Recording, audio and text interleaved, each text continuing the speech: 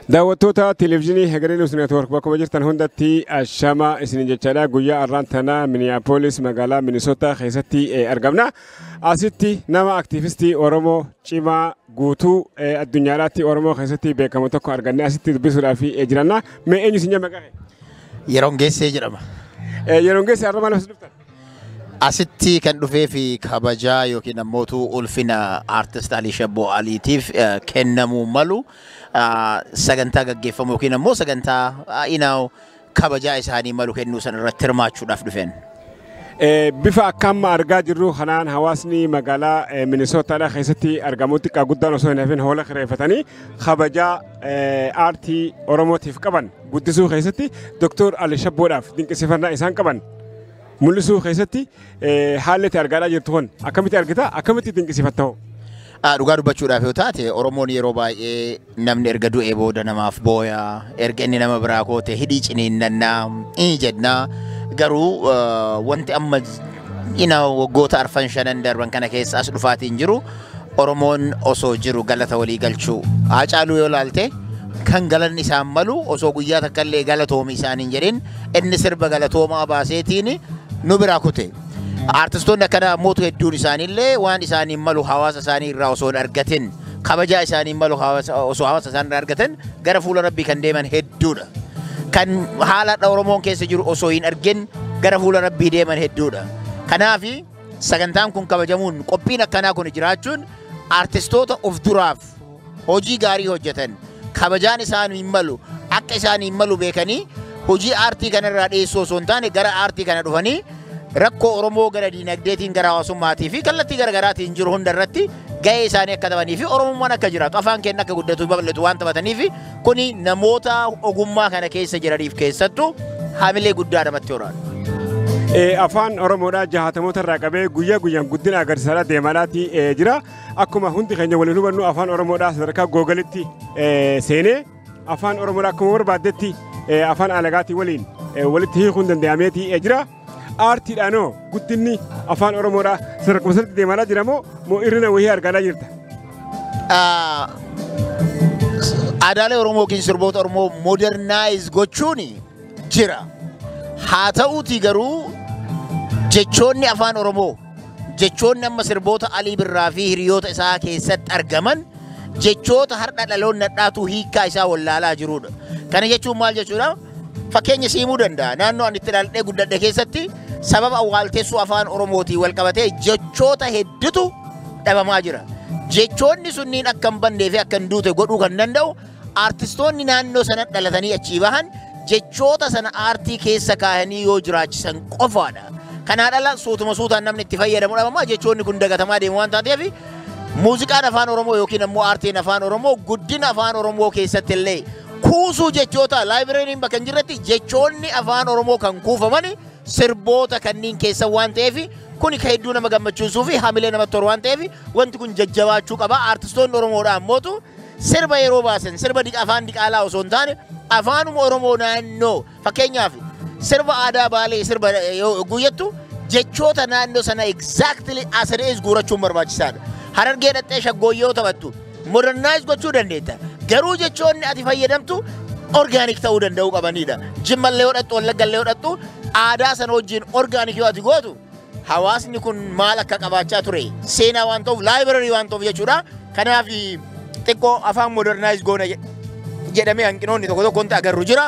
Kanaan ala garuuyyuu of duuba deebinee rakkinoota jiran akkaataa afaan Oromoo warri jalqaba itti sirban rakkoo isaan keessa darban yoo dhageettuu fi waan hadha jiru yoo laaltu garaagarummaa guddaa qaba.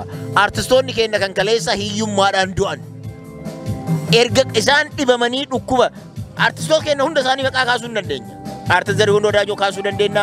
Even Alii Birraa mataa isaatu kaasuu dandeenya. Halluu Daawwee kaasuu dandeenya. Namootuma amma jireenyi isaanii kan jiranu jechuudha. Kan lubbuun jiranu maal fakkaata? Kan maan hanga dhiyoo nurraa godaanan illee jiruun isaan keessa darban hedduu nama gaddisiisa. Haa ta'uutii artistoonni amma jiran Oromoonis dammaqee jira. Carraa gaarii qaba.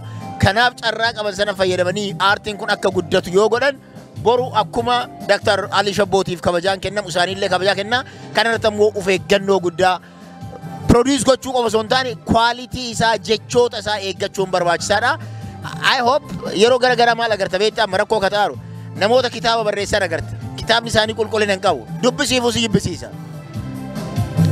Dur nama barreessuun qabnu jenna. Amma immoo barreeffamni istaandardii eeggatanii sirbuun baay'ee barbaachisaadha. Kanaaf immoo sirboonni amma dura sirbaman. Sirboonni arfan qal'oo waggaa 62 of duuba garagalii waggaa 10 dura waan jiru qofa laali.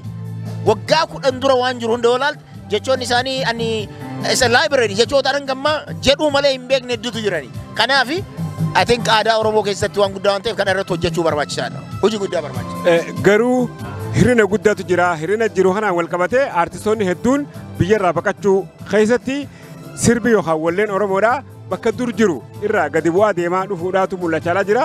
Kanaaf maaltu sababa jedha? Rakkooni sirboonni Oromoodhaa gadi bu'uuni galiidhaan wal qabatalleedha. Tokkoffaa sirba tokko artistiin tokko yoo baase copyrightiin sirnaan waan hin eegamneef sirbi isaa jalaa gadhiifama waan argachuu qabu artistichi hin argatu waan bareedaa biraa hojjechuudhaaf immoo maallaqa guddaa gaafata.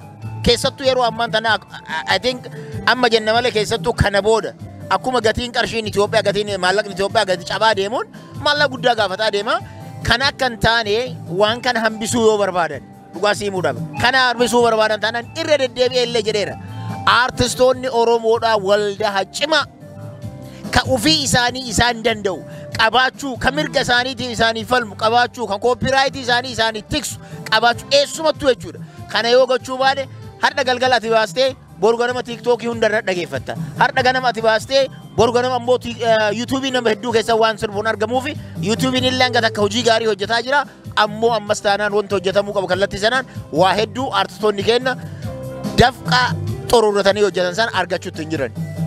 Artistoota alagaa yoo laalte sirba takka baaseen millions nama tokkotu irraa bita.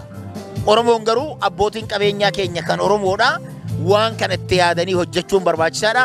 Yeroo tokko amantiinis dhiibbaa fidaara dhugaa dubbachuudhaaf. Aartii Oromoo irratti amantiin dhiibbaa guddaa fida. Keessattuu gara amantii Islaamaatiin jechuudha. Hin dhoorgama waan ta'eef jechuudha. Kanaaf kunis dhiibbaa mataa isaa ta'e waan qabu garuu namni aartii Oromootti amane Oromummaan akka jiraattu haa barbaadu kan jedhu taanaaniin wama barbaachisu taanaan wareegama kamuu kafalee waan godhuu qabu godhuu qabaadhaan. Saniifuu hawaasni Oromoo biyya ambaa jiran bifa amma argaa jiru kanaan artiitii isaanii ittiif kabajaa laachuu yookaan yaadachuu keessatti shoorri isaan godhaa jiran kun gahaadha jettamoo moo hawaasni Oromoo biyyoota ambaa jiran sochii cimaatu irraa eegame ta'e? Akka hawaasaatti dammaqiinsa guddaa nu barbaachisa. Artistoonni keenya yeroo isaan sirba baasan sirba YouTubein nama tokkoo keessatti abbaadhaan alatti kan irra gadhiifameen alatti yoo argan report gochuu qabna.